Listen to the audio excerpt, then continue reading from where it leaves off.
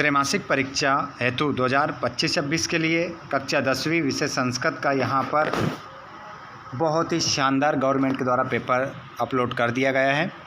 तो बोर्ड के द्वारा जारी किया गया ये अपलोड किया गया ये त्रैमासिक परीक्षा का पेपर का पूरा सॉल्यूशन ब्लू प्रिंट के अकॉर्डिंग मैं आपको करवाने वाला हूँ।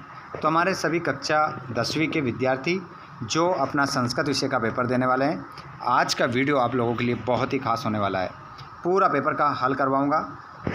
अगर आप चैनल पर पहली बार आए हैं तो चैनल को सब्सक्राइब करके ज़रूर रखिएगा। और जब ये पेपर आप देखोगे तो आप बिल्कुल ये समझोगे कि त्रैमासिक का हमारा जो पेपर है बिल्कुल यहाँ से 100% बनने वाला है, क्योंकि गवर्नमेंट ने जारी किया है और उनका साफ साफ कहना है कि पूरा पेपर यहाँ से बनना चाहिए। क्वेश्चन क्रमांक पहला, फल शब्द से प्रथमा विभक्ति बहुवचनम रूपम अस्ति। फल शब्द की प्रथमा विभक्ति बहुवचन रूप क्या होगा? तो फल की जो विभक्ति है उसकी प्रथमा विभक्ति बहुवचन जो रूप बनेगा बच्चों बन जाएगा फलानी। फलानी आपका सही उत्तर हो जाएगा। बालका शब्द से पंचमी विभक्ति रूपम अस्ति। तो बालक शब्द की पंचमी विभक्ति का रूप क्या बनेगा? तो ये बच्चों बनेगा बालक शब्द की पंचमी विभक्ति एक वचन रूप बालकात्। बालिका शब्द से चतुर्थी विभक्ति रूपम अस्ति। बालिका शब्द की चतुर्थी विभक्ति का रूप क्या है? तो इसमें है आपका बालिकाया। बालिकाए आपका आंसर इसमें होगा। राम शब्द से सप्तमी विभक्ति एक वचनम अस्ति। राम शब्द की सप्तमी विभक्ति एक वचन रूप क्या होगा? तो ये आपका हो जाएगा रामे। रामे आपका आंसर हो जाएगा। नेक्स्ट क्वेश्चन की ओर हम बढ़ते हैं और अगला क्वेश्चन है अधोलिखितेषु अव्ययम अस्ति। आगे जो पद लिखे गए उनमें से कौन सा अव्यय है? रामः, मोहना, सर्वत्र, बालका। तो यहाँ पर आपका करेक्ट आंसर हो जाएगा सर्वत्र। सर्वत्र आपका आंसर हो जाएगा। अधोलिखितेषु अव्ययम नास्ति। इन चार पदों में से कौन सा अव्यय नहीं है? तो इसमें आपका जो छात्र है वो अव्यय नहीं है। रामे इत्यत्र विभक्ति अस्ति। रामई में कौन सी विभक्ति है ये आपको बताना है। तो रामई में जो विभक्ति हो जाएगी वो तृतीया विभक्ति आपका आंसर हो जाएगा। बालकात् पदे विभक्ति अस्ति। तो बालकात् में जो विभक्ति है वो पंचमी आपका आंसर हो जाएगा। रमायाम पदे विभक्ति अस्ति। तो रमायाम पद में जो विभक्ति हो जाएगी वो सप्तमी आपका आंसर हो जाएगा। पूरा पेपर नोट करेंगे आप, इसमें से आपका त्रैमासिक का पूरा पेपर बनने वाला है। क्वेश्चन क्रमांक अगला है रामस्य पदे विभक्ति अस्ति। 10वां क्वेश्चन है रामस्य पदे विभक्ति अस्ति। तो इसमें जो विभक्ति हो जाएगी वो षष्ठी एक वचन हो जाएगा। विभक्ति और वचन दोनों बताना है। तो षष्ठी एक वचन। त्वं प्रतिदिनम कुत्र गच्छसि। तुम प्रतिदिन कहाँ जाते हो? इस वाक्य में आपको क्या बताना है? अव्यय बताना है। तो यहाँ पर कुत्र क्या हो जाएगा? आपका अव्यय हो जाएगा। बालका शेषा निर्णय करणीया। बालक ने अचानक निर्णय कर लिया। तो इसमें आपको अव्यय बताना है। तो यहाँ पर आपका हो जाएगा शेषा। शेषा क्या है? आपका अव्यय पद है। नदी शब्द की द्वितीय विभक्ति एक वचन रूप क्या बनेगा? तो ये बन जाएगा द्वितीय विभक्ति एक वचन रूप नद्याम। माफ़ कीजिएगा, नदीम बनेगा। नदीम आपका आंसर होगा। लता शब्द से चतुर्थी विभक्ति रूपम अस्ति। लता शब्द की चतुर्थी विभक्ति का रूप क्या बनेगा? तो ये बन जाएगा लताए। और मुनि शब्द की प्रथमा विभक्ति रूप है मुनिया, मुने, मुनि, मुने। तो यहाँ पर कह रहा है प्रथमा विभक्ति मुनि शब्द की प्रथमा विभक्ति। तो यहाँ पर आपका हो जाएगा ये आपका आंसर हो जाएगा। माफ कीजिएगा, द्वितीय है। प्रथमा विभक्ति रूपम अस्ति। प्रथमा विभक्ति रूपम अस्ति। तो यहाँ पर मुनिया होगा, है ना, क्योंकि ये बहुवचन है लेकिन विभक्ति इसमें प्रथमा है ना, और बाकी इसमें नहीं है। आगे हम चलते हैं नेक्स्ट क्वेश्चन की ओर। आगे क्वेश्चन है आपका अधोलिखितेषु स्त्रीलिंग शब्द रूपम नास्ति। इनमें से कौन सा ऐसा शब्द है जो स्त्रीलिंग नहीं है? तो देखिए रमा, लता, बालिका स्त्रीलिंग है, राम पुल्लिंग है। तो आंसर हमारा राम हो जाएगा। नेक्स्ट क्वेश्चन की ओर हम बढ़ते हैं। उसके बाद मैं आपको खालिस्तान बताऊंगा, पूरा पेपर बताऊंगा। जितने भी विभक्ति से संबंधित क्वेश्चन है, अव्यय से संबंधित क्वेश्चन है, इन्हीं क्वेश्चन में से आपका बनेगा। ठीक है, 15 क्वेश्चन बता रहा हूँ, टोटल 15-18। इनमें से आपके 6 ऑब्जेक्टिव बनेंगे। अधोलिखितेषु अव्ययपदम नास्ति।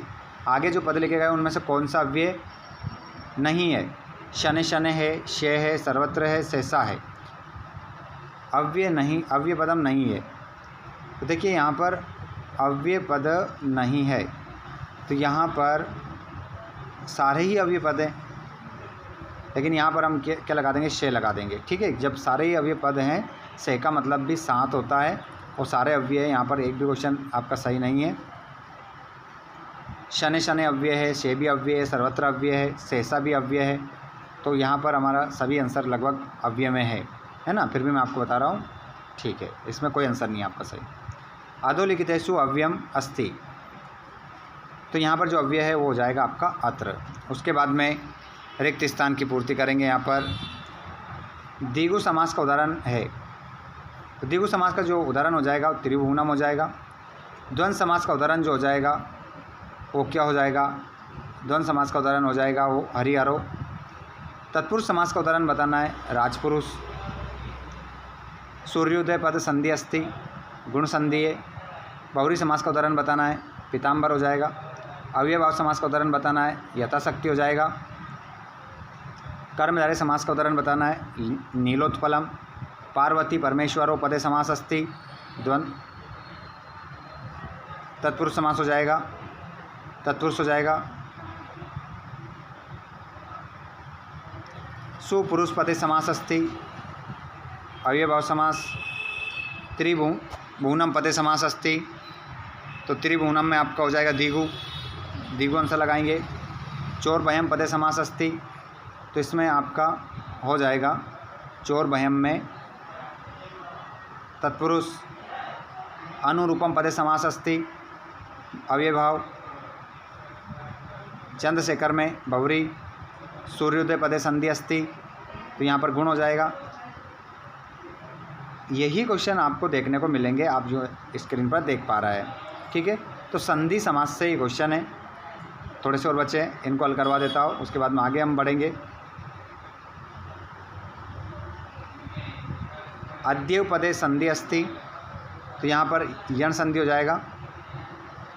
यदि धनापि संधि युक्त पदम अस्ति, तो ये बन जाएगा यद्यपि। ममेव पदे संधि अस्ति, वृद्धि संधि। भाग्योदय पदे संधि अस्ति, तो यहाँ पर गुण हो जाएगा। और भानुधन उदय बन जाएगा भानुदय। नमस्कार पदे संधि अस्ति, तो यहाँ पर विसर्ग संधि। मनोरथा पदे संधि अस्ति, विसर्ग संधि। नमदन्ते, नमस्ते। व्यंजन संधि का उदाहरण बताना है वागीश हो जाएगा। विसर्ग संधि का उदाहरण बताना है पुरस्कार हो जाएगा। और यण संधि का उदाहरण महोत्सव हो जाएगा, सॉरी इत्यादि होगा, है ना। आगे जोड़ी से संबंधित क्वेश्चन हम देख लेते हैं। बहुती भू धातु है, इसमें गम। नीचे ऑप्शन होगा और भी देख लेते हैं पहले उसको, ये इस कारण से दिक्कत आ रही थी। बहुती, भू धातु, गम धातु, गच्छति, पटसी। पटसी को आप मिलाएंगे मध्यम पुरुष। प्रचार्य को इससे मिला लो अनुगच्छति, अनुपसर्ग। और एक और नीचे हमारा बच रहा है, अरे बहुत सारी जोड़ी इसमें। अब जब ज़्यादा जोड़ी रहती है ना तो इसमें दिक्कत आती है। मैं एक एक आपको बताऊंगा, ठीक है, क्योंकि जोड़ी बहुत सारी होने के कारण दिक्कत हम नहीं मिला पाएंगे। यहाँ पर जैसे प्रथम पुरुष आपटत, उत्तम पुरुष पश्यामी, लोट लकार बहुतु और लंग लकार। अब इसमें फिर वापस गड़बड़ हो गई, ऊपर वाले को हटाना पड़ेगा क्योंकि लंग लकार आपटत में इधर चलते हैं। प्रथम पुरुष लिखती होगा, उत्तम पुरुष पश्यामी होगा, लोट लकार बहुतु होगा, लंग लकार अपटत होगा। वि जयते उपसर्ग वी है, अधिराजते अधि उपसर्ग है। इस प्रकार हम जोड़ी मिला सकते हैं, क्योंकि क्या रहता है कि एक प्रश्न के दो आंसर भी हो सकते हैं, फिर लास्ट में जो बचता है उसका आंसर हमें मिलता नहीं है ना। ऊपर वाली जोड़ी भी बता देता हूँ मैं आपको। पश्यति, तो पश्यति जो होगा आपका वो हो जाएगा, पश्यति को अब हम किससे मिलाएंगे यहाँ पर, चलो देखते हैं, इसको छोड़ते हैं, लास्ट में मिलाएंगे। पट धातु, तो पटती, पटसी, मध्यम पुरुष भूतकाले लंग लकार, अवतरती, उपहरति, उप अब लास्ट में बचा इसको मिला दो, द्रस धातु, पश्यति में द्रस धातु है, बिल्कुल करेक्ट हो जाएगा। आगे हम चलते हैं तो जोड़ी इस प्रकार मिल जाएगी। एक पद्मोत्तर यही आएंगे। वृषभ कुत्र पपात, तो इसका आंसर क्या होगा? क्षेत्रे। बेल कहाँ गिर गया? खेत में गिर गया। केन संबंधन वाल्मीकि लवकुशोर गुरु, तो यहाँ पर क्या हो जाएगा? उपनयनो पदे शेन, उपनयनो पदे शेन। अत्र जीवितम कीदृशम जातम, तो यहाँ पर क्या हो जाएगा? यहाँ जीवन क्या हो गया? कठिन। यहाँ पर जीवन क्या हो गया? कठिन हो गया। दुर्वम आपका आंसर होगा। बुद्धिमती कुत्र व्याघ्रम ददर्श, बुद्धिमती ने बाघ को कहाँ देखा? गहन कानने। क्या होगा आंसर? गहन कानने। सर्वदा सर्व कार्येषु का बलवती, तो बुद्धि। हमेशा सभी कामों में बलवान कौन होती है? बुद्धि होती है। आगे आप देखेंगे। अभी थोड़ा सा आप ऐसा करिएगा, हमारा समय ज़्यादा हो रहा है। अभी मैं एक बार पेपर बता देता हूँ आपको पूरा, कि ये आपके एक एक नंबर के क्वेश्चन रहेंगे। उसके बाद में आम नाम में आपके यही आएंगे पेपर में। मैं हल भी करवाने वाला हूँ, PDF भी आपको देने वाला हूँ। प्रश्न नंबर 3 ये आपके 2-2 नंबर के आएंगे, 2-2 नंबर में आएंगे। 11वें क्वेश्चन में आपको किसने किससे कहा ये आएंगे, और 12 में प्रश्न निर्माण ये याद कर लेना आप, ये आएंगे। और आपके श्लोक ये श्लोक कर लेना 13 में। 14 में वाच्य परिवर्तन यही आएंगे जो आप यहाँ पर देख रहे हैं। और आपके अशुद्ध वाक्यों को शुद्ध करना यही आएंगे, मैं करवाने वाला हूँ सभी आपको। और आपके खालिस्तान ये वाले आएंगे 16 में, देख लीजिए आप अच्छे से। 17 में आपको घटनाक्रम ये आएंगे, इनमें से आएगा घटनाक्रम। और ये अपठित गद्यांश पद्यांश रहेगा, जो कि मैं आपको क्या करवाने वाला हूँ? हल करवाने वाला हूँ अच्छे से। ये पूरा क्वेश्चन पेपर 19 से लेकर तो पूरा 23 तक पूरा देख लीजिए एक बार। इसका पूरा हल करवाने वाला हूँ मैं नेक्स्ट वीडियो में। तो जिन जिन बच्चों ने अभी तक चैनल को सब्सक्राइब नहीं किया है, पूरा पैराग्राफ यही आएगा। और यहाँ पर क्वेश्चन नंबर 22 में आपको क्या लिखना है? अवकाश का प्रार्थना पत्र लिखना है। और 23 में निबंध कौन कौन से याद करेंगे आप? संस्कृत भाषा का महत्व, महाकवि कालिदास, अस्मकम भारत देश और पर्यावरण। इनमें से आपका क्या आएगा? निबंध आ जाएगा। ठीक है, तो ये हो गया पूरा 23वां क्वेश्चन जो कि हमने यहाँ पर देख लिया है। अब जितना इस वीडियो में मैंने हल करवा दिया वो तो ठीक है, लेकिन इसका आगे का जो है मैं आपको नेक्स्ट वीडियो में हल करवाने वाला हूँ। पूरा पेपर का सॉल्यूशन करवाएंगे हम। और जैसे ही पूरा पेपर आपका कंप्लीट हुआ, यूँ मान के चलिएगा कि बहुत अच्छे मार्क्स आप त्रैमासिक परीक्षा में लेकर आओगे। वीडियो आज का आपको अच्छा लगा हो तो एक लाइक ज़रूर करें, साथ में अपने सभी भाई बहनों को शेयर करें। और आप चाहते हैं कि नेक्स्ट वीडियो, नेक्स्ट क्लास आपको मिले, तो चैनल को सब्सक्राइब करके घंटी बटन कॉल पर ज़रूर करिएगा।